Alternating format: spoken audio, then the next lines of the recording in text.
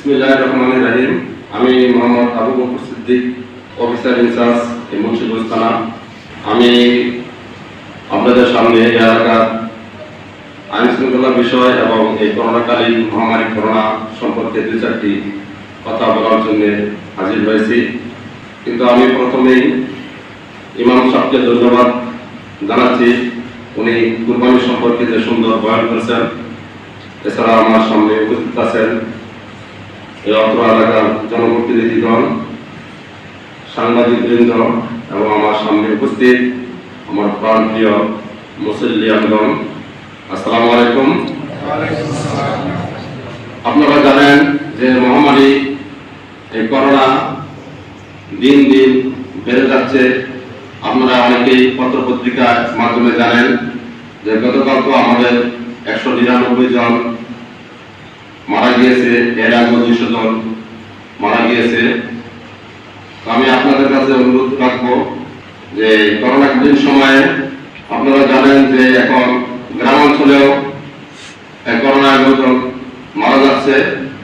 এজন্য বিনা প্রয়োজনে আপনারা ঘর থেকে বের না হওয়ার জন্য অনুরোধ করছি। আর বাজারে আড্ডা দেওয়া এবং গল্প করা যাবে না। যদি কেউ বিশেষ প্রয়োজনে বা জরুরি প্রয়োজনে বের হন তাহলে অবশ্যই মাস্ক ব্যবহার করবেন। আপনারা সরকারি সিদ্ধান্ত সমূহ, সরকারি যে বিধিনির্দেশ আছে এগুলো পালন করবেন। এগুলো যদি আপনারা পালন না করে তাহলে আপনারা গ্রেফতার হবেন এবং জরিমানার সম্মুখীন হতে হবে। বিশেষভাবে আপনাদের কাছে অনুরোধ করছি, যখন আপনারা ঘরে থাকবেন তখন বেশি বেশি হাত ধোবেন এবং স্যানিটাইজার ব্যবহার করবেন। সরকারি যে বিধিবিধান আছে এগুলো অবশ্যই পালন করার চেষ্টা করবেন এবং কারো যদি সর্দি কাশি ঠান্ডা লাগে তাহলে আপনারা অবহেলা না করে যে নিকটবর্তী যে আমাদের হসপিটাল আছে এই হসপিটালে করোনা টেস্ট করবেন এবং এই করোনাকালীন সময়ে আপনাদের সাধ্য মতো সবাই পুষ্টিকর খাবার খাবেন, যেমন ফল মূল এবং আপনার যে লেবু জাতীয় খাবার এগুলো খাবেন। এবং এই করোনাকালীন সময়ে দেখবেন যে অনেকে দুস্থ, গরিব এবং অসহায় যে পরিবার আছে এবং অনেকে কর্মহীন হয়ে গেছেন।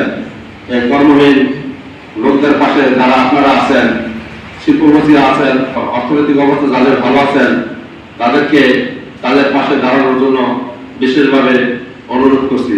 আপনারা জানেন যে করোনাকালীন সময়ে অবশ্যই আমাদের এই বিধিবিধানগুলো মেনে চলতে হবে এবং সবসময় আমাদের পরিষ্কার পরিচ্ছন্ন থাকতে হবে।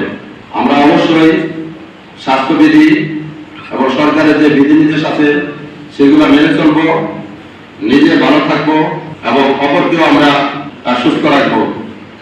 আমি কিন্তু ঢোকার পর দেখতেছি যে অনেকে হয়তো মাস্ক নাই এবং আপনারা কিন্তু সামাজিক দূরত্ব কেউ বজায় রাখেননি। আমি আপনাদের কাছে অনুরোধ করব যে আপনারা সামাজিক দূরত্ব বজায় রাখবেন এবং গ্যাদারিং এ কেউ যাবেন না।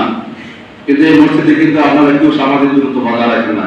আমি আপনাদের কাছে বিনীত অনুরোধ থাকবো যে আমাদের যে সরকারি যে নির্দেশনা আছে সেই নির্দেশনা অনুযায়ী সামাজিক দূরত্ব আপনারা বজায় রাখবেন। আর দু একটা কথা বলছি, আপনারা জানেন যে আমাদের এলাকায় মাদকের প্রভাব এবং মাদক বিভিন্ন এলাকায় কিন্তু এই মাদক ক্রয় বিক্রয় করা হয়ে থাকে।